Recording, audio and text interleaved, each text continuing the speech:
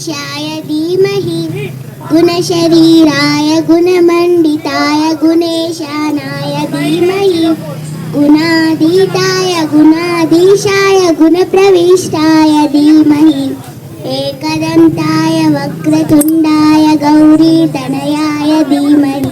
गजेशानाय बालचन्द्राय श्रीगणेशाय धीमहि एकदन्ताय वक्रतुण्डाय गौरीतनयाय धीमहि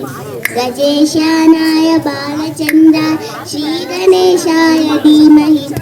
गानचतुराय गानप्राणाय गानोत्तरात्मने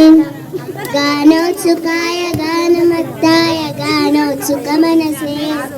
गुरुपूजिताय गुरुदैवताय गुरुकुलत्वायिने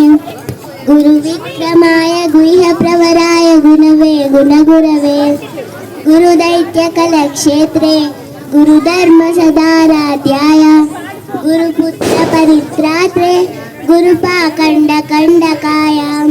गीतसाराय गीततत्त्वाय गीतगोत्राय धीमहि